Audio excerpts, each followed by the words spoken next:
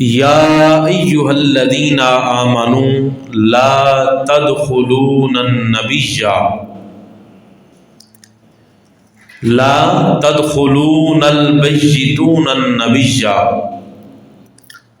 اے ایمان والو نبی کے گھر میں اس وقت تک داخل نہ ہو جب تک نبی تمہیں خود بلائے نہ۔ اور آگے فرمایا کہ جب تم ان کے گھر میں داخل ہو جاؤ، حضور تمہیں اپنے گھر میں بلا لیں، کھانے کی دعوت دے دیں، تو کھانا کھا کے تم وہاں پہ بیٹھے نہ رہو، بلکہ فوراً ان کے گھر سے واپس اپنے گھر کی طرف لوٹ آؤ، کیونکہ تمہارا وہاں پہ زیادہ دیر پہ بیٹھا رہنا یہ میرے محبوب کو تکلیف دیتا ہے۔ کیونکہ یہ شروع اسلام کی باتیں تھیں، اور چونکہ جو عرب والے بھی کچھ لوگ تھے، تو جب آقا علیہ السلام انہیں اپنے گھر میں بلاتے تھے تو وہ وہاں پہ بیٹھ کے گپ شپ کرنا شروع کر دیتے تھے۔ تو اللہ کی ذات نے، یعنی حضور تو انہیں کھانے کے لیے بلاتے تھے، لیکن وہ بیٹھ کے گپ شپ کرنا شروع کر دیتے تھے، کھانا کھانے کے بعد بھی بیٹھے رہتے، جو کہ آقا علیہ السلام کو ناپسند گزرتا، آقا علیہ السلام کو گراں گزرتا، اور حضور نبی پاک صلی اللہ تعالی علیہ وآلہ وسلم اس کو ناپسند فرماتے۔ اور اگلی بات یہ ہے کہ چونکہ حضور نبی پاک صلی اللہ علیہ وسلم کی ازواج مطہرات بھی گھر میں موجود ہوتی تھیں، اور اس وجہ سے بھی آقا علیہ السلام یہ پسند نہیں فرماتے تھے کہ کھانا کھا کے یہاں پہ زیادہ دیر بیٹھا جائے، بلکہ فوراً اپنے گھروں کو واپس لوٹ جائیں۔ تو اس لیے رب کی ذات نے پھر ادب سکھانے کے لیے نبی کے ذات کا، نبی کے گھرانے کا ادب سکھانے کے لیے فرمایا کہ یہ عام گھر نہیں ہے جہاں پہ تم آ کے بیٹھ گئے ہو، یہ رب کے محبوب کا گھر ہے، یہاں کے آداب ہی کچھ اور ہیں، یہاں کے معاملات، یہاں کے حکم ہی کچھ اور ہیں، یہ باقی گھروں کے حکم کے اندر نہیں ہے، بلکہ یہ دنیا میں بھی گھرانہ اعلیٰ ہے، یہ آخرت میں بھی گھرانہ اعلیٰ ہے، یہ لوگوں کی نظر میں بھی اعلیٰ ہے، اور یہ رب کی بارگاہ میں بھی بڑا مقدس اور پاک گھرانہ ہے۔ اس لیے یہ تمہاری اس سے بڑی اور سعادت مندی کیا ہو سکتی ہے کہ اللہ کا محبوب تمہیں اپنے گھر میں دعوت دے رہا ہے، تو لہذا تمہارا فرض بنتا ہے کہ جس دعوت میں تمہیں بلایا جائے دعوت کھاؤ اور فوراً اپنے گھر کی طرف لوٹ جاؤ۔ اور یہ حکم ہے حضور نبی پاک صلی اللہ علیہ وسلم کی گھر کا، یہاں پہ ہمارے گھر مراد نہیں ہے۔ یہ نہ ہو کہ جا کے سارے جو ہیں اپنے مہمانوں کو کہہ دیں کہ قاری صاحب نے آج قرآن پاک کی آیت پڑھی ہے کہ مہمان کھانا کھا کے فوراً چلے جایا کریں، یہ حضور نبی پاک صلی اللہ علیہ وسلم کے گھرانے کے لیے آیت نازل ہوئی ہے، یہ ہمارے لیے حکم نہیں ہے کہ ہم اپنے مہمانوں کو ایسا کہیں۔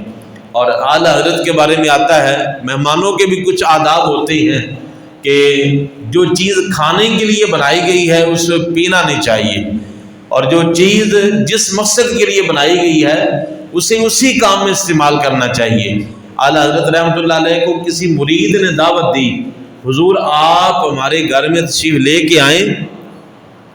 اور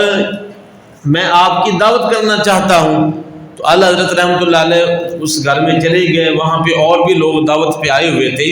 اور اس نے مہمان نے شوربے والا سالن بنایا ہوا تھا۔ تو اعلیٰ حضرت رحمۃ اللہ علیہ آپ نے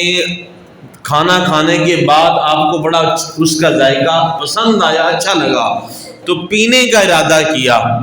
تو آپ نے میزبان جن کے گھر میں آپ گئے تھے ان کو بلایا اور کہا کہ بھائی کیا مجھے یہ شوربہ پینے کی اجازت ہے؟ تو اس نے کہا کہ حضور کس طرح کی باتیں کرتے ہیں، یہ دعوت ہی آپ کے لیے کی گئی ہے اور آپ ہم سے اجازت مانگ رہے ہیں۔ تو فرمایا کہ یہ کھانا جو سالن ہے اس کا مقصد روٹی کے ساتھ کھانا تھا، تمہاری نیت ہو سکتا ہے کہ روٹی کے ساتھ بنانے کھانے کی جو ہے وہ نیت سے بنایا ہو، اور میں اس کو پینے لگ جاؤں یا لوگ بھی اس کو پینے لگ جائیں، تو اس سے ہو سکتا ہے کہ کئی لوگوں تک گھر کا سالن یا کھانا پورا ہی نہ آ سکے کہ جو کھانے کے لیے بنایا گیا اس کو پینا شروع کر دیں، اس لیے میں نے کہا کہ میں اس کی اجازت لے لوں۔ تو اس لیے اعلیٰ حضرت رحمۃ اللہ علیہ کا کیا ہی مقام ہے۔ تو یہاں پہ بھی اللہ تعالیٰ کی ذات نے مہمانوں کے آداب سکھائے، اپنے حبیب کے گھر کے اندر مہمان بن کے کیسے جانا ہے، اور آگے یہ بھی فرمایا کہ تمہارا وہاں پہ بیٹھا رہنا یہ میرے نبی کو تکلیف دیتا ہے۔ آپ مجھے بتائیں کہ یہ چھوٹا سا عمل کہ جو وہاں پہ صحابہ کرام بیٹھ کے آپس میں گفتگو کرتے تھے، باتیں کرتے تھے، تھوڑی دیر کے لیے بیٹھ جاتے تھے، تو آقا علیہ السلام اس کو بھی ناپسند کرتے تھے۔ حالانکہ حضور السلام صحابہ کرام کو باہر پورا ٹائم دیا کرتے تھے، اور یہاں پہ صحابہ کرام کی نیت بھی کچھ اور نہیں ہوتی تھی، وہ بھی محبت سے بیٹھے ہوتے تھے، لیکن یہ معاملات ادب کے معاملات آ جاتے ہیں، اس لیے رب کی بارگاہ کی طرف سے پھر حکم نازل ہوا کہ آپ نے یہاں پہ بیٹھ کے اپنی کوئی گفتگو نہیں کرنی، میرے نبی کو تکلیف دیتا ہے۔ آپ مجھے بتائیں کہ اگر کوئی حضور کے گھر میں مقصد پورا ہونے کے بعد اگر زیادہ دیر بیٹھ جائے تو آقا علیہ الصلوۃ والسلام کو اس سے تکلیف ہوتی تھی۔ آپ مجھے بتائیں کہ جب حضور نبی پاک صلی اللہ تعالی علیہ وآلہ وسلم کے خاندان کو میدان کربلا کے اندر جس انداز سے بلا کے ان کی تجلیل کی گئی اور حضور السلام کے خاندان کو شہید کیا گیا،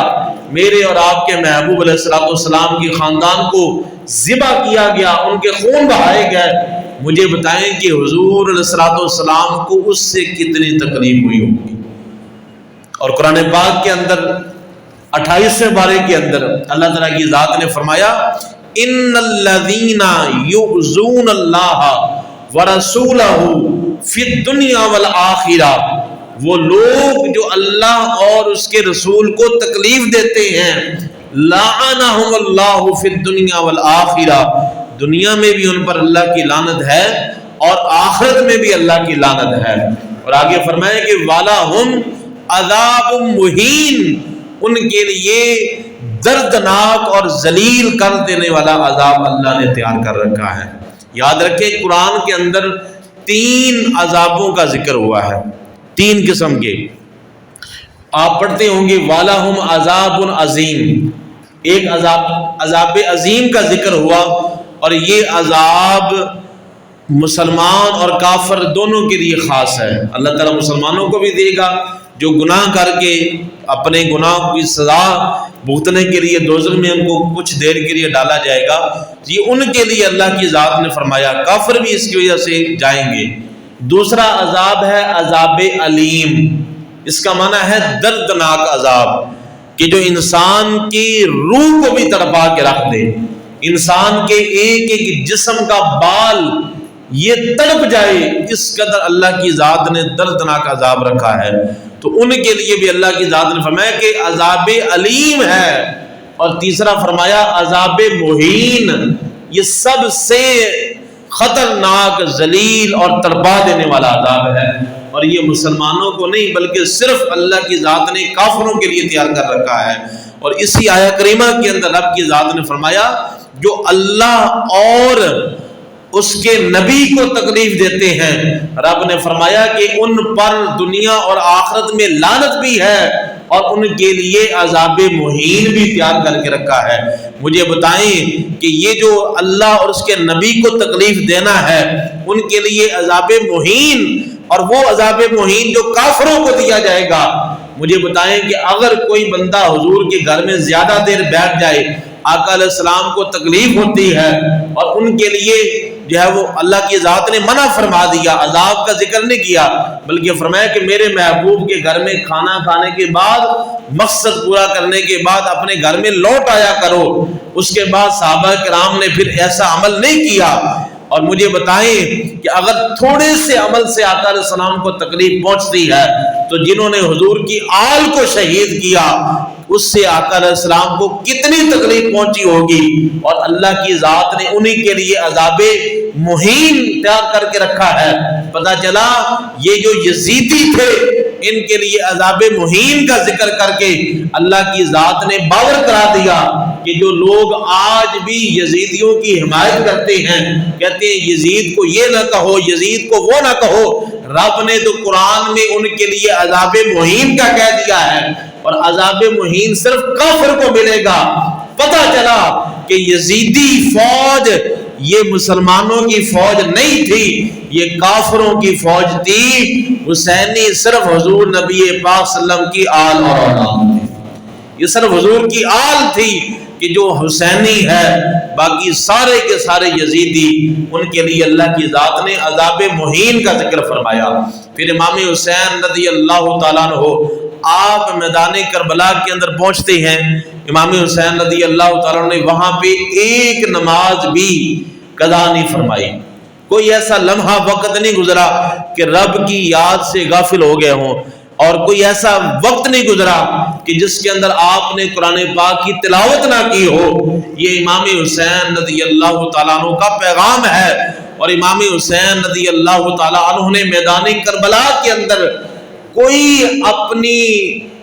عذری کا کہ میں مجبور ہوں، میں مظلوم ہوں، ایسا کوئی جملہ استعمال نہیں کیا،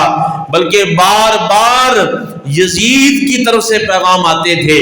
ابن زیاد کی طرف سے پیغام آتے تھے، امام حسین کو پیشکش کی جاتی تھی، آفریں کی جاتی تھی، اے حسین صرف آپ نے امام حسین رضی اللہ تعالی عنہ کو کہا گیا حسین آپ نے صرف یزید کے ہاتھ پر بیعت کرنی ہے، اس کے بعد آپ کو آپ کے پورے خاندان کو کمانے کی ضرورت نہیں پڑے گی، اتنی دولت دی جائے گی کہ آپ کی نسلیں بھی بیٹھ کے کھاتی رہیں گی، آپ کو مسجد نبوی کی امامت بھی دی جائے گی، آپ بیٹھے وہاں کے پہ لوگوں کو تبلیغ کریں، آپ وہاں پہ بیٹھ کے لوگوں کو قرآن کی تعلیم دیں، آپ کو کوئی نہیں روکنے والا ہوگا۔ لیکن امام حسین رضی اللہ تعالیٰ عنہ نے اس یزید کی آفر کو پاؤں کی ٹھوکر مارتے ہوئے فرمایا کہ میرا مقصد یہ مال دولت نہیں ہے، میں تو آقا علیہ الصلوۃ والسلام کے دین کو بچانے کے لیے میدان کربلا کے اندر آیا ہوں۔ یہ مال دولت تو وہ ہے کہ میرے نانا کو بھی آفر کی گئی تھی، اللہ کی طرف سے جبرائیل علیہ السلام آئے اور آ کے عرض کرتے ہیں یا رسول اللہ صلی اللہ تعالی علیہ وآلہ وسلم، اللہ فرماتا ہے کہ آپ صرف اپنی زبان سے ایک بار کہہ دیں، آپ حکم دیں تو ہم اس احد پہاڑ کو، مکے کے سارے پہاڑوں کو ہم سونا بنا دیں گے۔ اور آگے یہ بھی نہیں فرمایا کہ آپ اس کو توڑ توڑ کے بیچتے رہیں، بلکہ رب نے فرمایا کہ اے جبرائیل جا کے محبوب کو یہ بھی کہنا ہے کہ یہ پہاڑ اسی جگہ پہ رکے نہیں رہیں گے، آپ دنیا کے جس کونے پر بھی جائیں گے یہ پہاڑ چل کے آپ کے ساتھ یہ بھی سفر کرتے رہیں گے، یہ آپ کے غلام بن کے چلیں گے۔ لیکن میرے آقا علیہ الصلوۃ والسلام نے اس کو پسند نہیں فرمایا۔ اسی طرح حضور کے نواسے امام حسین رضی اللہ تعالیٰ عنہ کس طرح دولت کو پسند فرما سکتے تھے کہ جنہوں نے گھٹی ہی میرے آقا علیہ الصلوۃ والسلام کے لبوں کو چوم کے لی ہو، میرے حضور کے زبان کو چوس کے گھٹی لی ہو۔ صحابہ کرام فرماتے ہیں کہ ہم حضور کو دیکھا کرتے تھے کہ آقا علیہ الصلوۃ والسلام امام حسین رضی اللہ تعالیٰ عنہ آپ کی زبان کو چوس رہے ہیں، اور امام حسین آقا علیہ الصلوۃ والسلام کی زبان اقدس کو چوس رہے ہیں۔ کس قدر محبت کا آج مجھے بتائیں کہ کوئی ایسا نانا مجھے بتا دے، مجھے دکھا دے کہ جو اس لیول کی اپنے نواسے کے ساتھ محبت کرتا ہوں، کہ جس لیول کی محبت میرے اور آپ کے محبوب علیہ الصلوۃ والسلام نے امام حسین سے فرمائی کہ آقا علیہ السلام نے جب ان کی پیدائش تھی تو اس وقت میرے اور آپ کے محبوب علیہ السلام نے اپنا لواب نکال کے امام حسین کے منہ کے اندر ڈالا، یہ سب نے سنا ہے، لیکن حضور اپنی زبان چسواتے تھے اور امام حسین آقا علیہ الصلوۃ والسلام کی زبان مبارک کو چوسا کرتے تھے۔ مجھے بتائیں کہ جس چیز کی نسبت، جس چیز کا تعلق اور جس چیز کا کو میرے حضور کا ایک بار ہاتھ لگ جائے، اللہ اس پر جہنم کی آگ کو حرام کر دیتا ہے، تو اس حسین کا کیا مقام ہوگا کہ جن کو میرے حضور کا صرف ہاتھ نہیں لگا بلکہ آقا علیہ السلام نے اپنی زبان بھی چسوائی، لباب دہن بھی عطا فرمایا اور اپنے کندھوں پہ سوار کر کے انہیں جنتی نوجوانوں کا سردار بھی قرار دیا۔ تو اس حسین کو میدان کربلا کے اندر کس طرح پیاس کی شدت محسوس ہو سکتی تھی۔ امام حسین مستجاب الدعوات، یاد رکھیں مستجاب الدعوات کہتے ہیں کہ جو بندہ اللہ کی بارگاہ میں ہاتھ اٹھا لینا تو ابھی اس کے ہاتھ نیچے نہیں آتے کہ اللہ ان کی دعا کو فوراً قبول کر لیتا ہے۔ تو امام حسین اگر اللہ کی بارگاہ میں ہاتھ اٹھا لیتے کہ اللہ بارش نازل کر دے، تو کیا رب نے بارش نازل نہیں کرنی تھی، بلکہ اللہ نے اس قدر پانی نازل کرنا تھا کہ یزیدی فوج نے بھی بہہ کے کہیں کا کہیں چلے جانا تھا۔ لیکن امام حسین رضی اللہ تعالیٰ عنہ نے صبر کر کے بتایا کہ اے میرے نانے کی امت، جب تمہارے اوپر بھی مشکل وقت آ جائے تو ہائے ہائے نہیں کرنا، بلکہ اس حال میں صبر کر کے بتا دینا ہے کہ ہم حضور نبی پاک صلی اللہ علیہ وسلم کے پکے اور سچے غلام ہیں۔ میرے حضور نے بھی صبر کیا، حضور کی آل نے بھی صبر کیا، حضور کے صحابہ نے بھی صبر کیا، اسی طرح حضور کی امت میں بھی مشکل وقت آ جائے تو ان کا بھی فرض بنتا ہے کہ وہ بھی صبر کا دامن اپنے ہاتھ سے نہ چھوڑے۔ اس لیے امام حسین رضی اللہ تعالیٰ عنہ کو آپ کسی بھی ذاکر جن کے دل بھی کالے، ان کے کپڑے تو ہیں کالے، ان کے دل بھی کالے ہیں، آپ اس کا بیان سن کے دیکھ رہے ہیں تو یہی ظاہر ہوتا ہے۔ ہر ذاکر یہی کہتے ہیں کہ وہ مظلوم تھے، ان پر بڑا ظلم کیا گیا، ان پر بڑا ایسا ظلم کے پہاڑ ڈھائے گئے اور وہ بیچارے کچھ کر نہیں سکے۔ یہ بات حق ہے کہ ان پر ظلم ڈھائے گئے، انہوں نے صبر کیا، یہ نہ کہا جائے کہ وہ کچھ کر نہیں سکے۔ وہ امام حسین رضی اللہ تعالیٰ عنہ کے بارے میں ہائے حسین ہائے حسین کہتے ہیں۔ عزیزان گرامی، ہمارا اہل سنت و جماعت کا عقیدہ ہے کہ ہم ہائے حسین والے نہیں ہیں، ہم تو واہ حسین والے ہیں کہ امام حسین نے ایسا صبر کر کے دکھا دیا کہ جس کی مثال پورے روح انسانیت پر آج تک کوئی قائم نہیں کر سکا۔ یہ امام حسین کا اور میرے اور آپ کے محبوب علیہ السلام ایک بار امام حسین کو اپنی گود کے اندر بٹھاتے ہیں اور میرے آقا علیہ السلام نے پہلے بھی کئی بار فرما دیا تھا یہ میرا بیٹا ہے، پھر حضور نبی پاک صلی اللہ علیہ وسلم نے ایک بار یہ بھی فرمایا کہ میں محمد اپنی بہادری بھی حسین کو دیتا ہوں،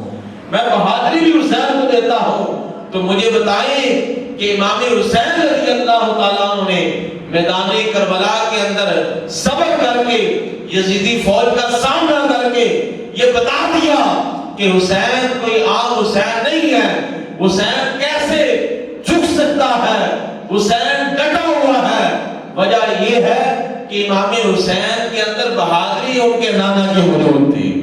میرے حضور نے اپنی بہادری امام حسین کے لیے وقف کر دی تھی، تو میدان کربلا کے اندر امام حسین رضی اللہ عنہ نے صبر اسی وجہ سے کیا کہ آپ بتانا چاہتے تھے کہ یہ جسم تو حسین کا ہے لیکن اس کے اندر بہادری، شجاعت، دلیری میرے نانا مصطفیٰ کی پائی جاتی ہے۔ امام حسین رضی اللہ عنہ کا مقام ہے، ہم ہائے حسین والے نہیں ہیں۔ امام حسین ان سے پانی مانگتے رہے، امام ان کے لیے پانی کا سوال کرتے رہے۔ میں کہتا ہوں اے بدبخت انسان، امام حسین پانی کے لیے نہیں ترسے بلکہ پانی امام حسین کے لبوں کو لگنے کے لیے ترستا رہا ہے، پانی ترستا رہا۔ کاش مجھے امام حسین کے لب نصیب ہو جائے، کاش مجھے حضور کے نواسوں کے ہونٹوں کے ساتھ لگنا نصیب ہو جائے۔ یہ پانی کی خواہش تھی۔ میرے حسین پانی کے لیے نہیں ترسے، امام حسین مظلوم نہیں تھے۔ امام حسین کا وہ واقعہ کیوں نہیں وہ بیان کرتے کہ جب امام حسین رضی اللہ تعالیٰ عنہ آپ اپنے گھوڑے پر سوار ہوئے اور دریائے فرات کے کنارے پر پہنچتے ہیں اور جب واپس لوٹتے ہیں خیمے تک، آپ نے کتنی تیزی کے ساتھ تلوار چلائی ہوگی۔ امام حسین رضی اللہ تعالیٰ نے خیمے سے نکلے،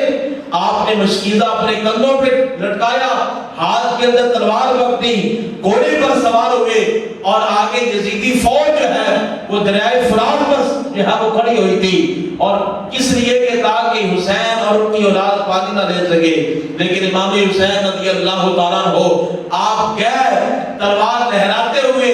تلوار گھماتے ہوئے واپس آئے۔ جب خیمے کے اندر پہنچتے ہیں تو اتنے وقت کے اندر امام حسین 10,000 یزیدیوں کی گردنیں اتار چکے تھے۔ یہ امام حسین کا مقام ہے۔ تو مجھے بتائیں کہ اگر امام حسین اکیلے اتنے بہادر ہیں تو مجھے بتائیں کہ جو بہادر تھے اگر وہ مل جاتے تو پھر کیا عالم بن جانا تھا، پھر کیا حسین منظر بن جانا تھا۔ تو مطلب اور مقصد یہ ہے کہ امام حسین رضی اللہ تعالیٰ عنہ آپ گھر سے جنگ کے لیے نکلے نہیں تھے۔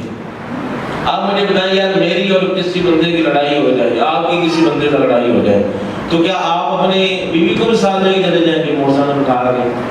بچے کو نال لے کے چلے جاؤ گے؟ کوئی بندہ نہ دیکھا کہ لڑائی ہو، مردوں کی لڑائی ہو، عورتوں کی تو چلو بندہ کر دیتا ہے کہ میرا کام نہیں ہے، تیرا ہی کام ہے۔ لیکن جب مردوں کی لڑائی ہو تو کوئی بندہ اپنے گھر کی بیویوں کو، بیٹی کو، بہن کو لے کے جاتا ہے؟ تو مجھے بتائیں کہ امام حسین رضی اللہ تعالیٰ عنہ اگر کوئی لے کے چلا جائے تو اسے غیرت مند نہیں سمجھا جاتا، اسے مرد نہیں سمجھا جاتا۔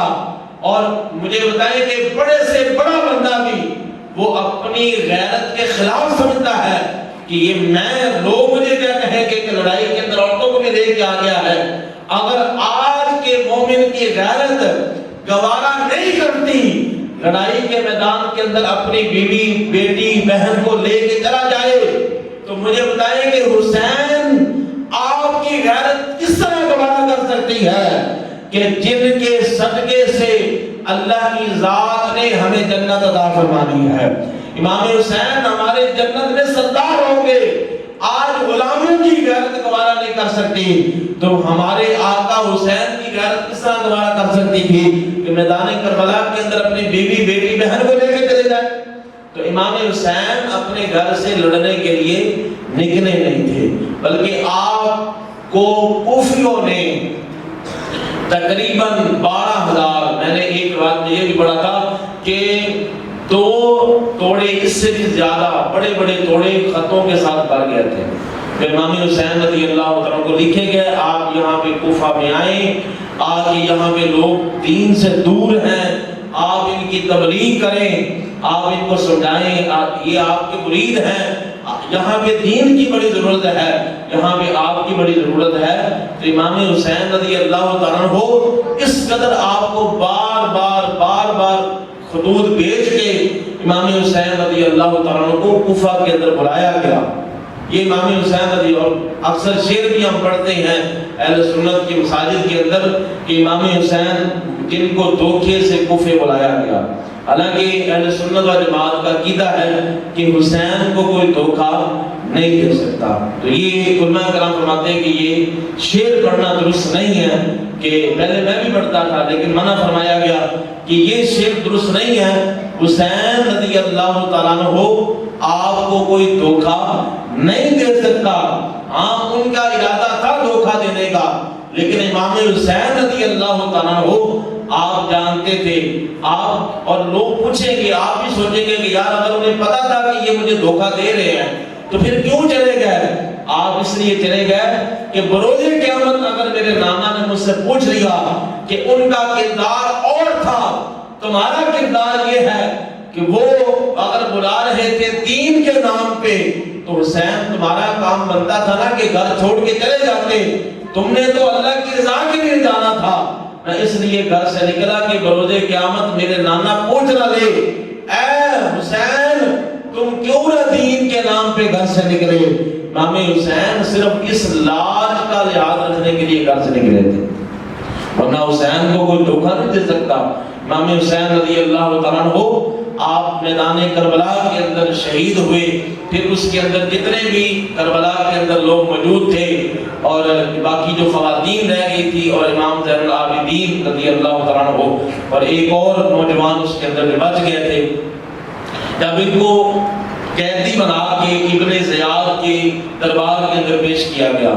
تو وہاں پہ ابن زیاد اپنے تخت پہ بیٹھا ہوا ہے، یہ گورنر تھا وہاں کا۔ تو جب ابن زیاد اپنے تخت پہ بیٹھا ہے تو سامنے میدان کربلا کے جو مستورات ہیں، وہاں کی جو معجزات تھی، ان کو جب قیدی بنا کے سامنے رکھا گیا، بٹھایا گیا، تو کونے کے اندر دیکھتا ہے کہ ایک عورت ہے بڑی پستہ حالت کے اندر اور بڑی پریشانی کی حالت کے اندر، ہاتھوں کے اندر جو ہے وہ سنگلیاں ہے، جکڑا ہوا ہے اور ایک کونے کے اندر بیٹھی ہوئی ہے، زور سے اور تخت لہجے کے اندر پوچھتا ہے کہ یہ کون ہے؟ تو پوچھا، آگے سے جواب نہ آیا، پھر اس سے بھی زیادہ سخت لہجے کے اندر پوچھتا ہے تو ایک خادمہ اندر سے بولتی ہے، کہتی ہے ابن زیاد ذرا لحاظ سے، ذرا تمیز سے بات کر، تو نہیں جانتا یہ علی کی بیٹی حضرت زینب رضی اللہ تعالیٰ عنہ ہے۔ پھر زیاد وہ منہ پھٹ انسان جس نے امام حسین رضی اللہ تعالیٰ عنہ کو شمر کے ذریعے شہید کروایا، وہ کہتا ہے کہ زینب دیکھا تمہارا حال ہم نے میدان کربلا کے اندر کیا کر دیا ہے، آج ہم نے تمہیں ذلیل کر کے رکھ دیا۔ حضرت زینب رضی اللہ تعالیٰ عنہا جو حیدر کرار کی طرح بہادری رکھنے والی حضرت علی کی بیٹی، آپ کیا جواب دیتی ہیں؟ آپ فرماتی ہیں بدبخت انسان، اللہ نے ہمیں ذلیل نہیں کیا، اللہ نے تمہیں ذلیل کیا ہے، اور یہ اللہ کی ذات نے، خدا کی ذات کا شکر ہے، اللہ نے ہمیں دنیا میں بھی پاکی عطا فرمائی ہے، آخرت میں بھی اللہ عزت عطا فرمائے گا۔ آپ نے جواب دیا، اس نے کہا دیکھو اے زینب، آج تمہارا حال کیا کر دیا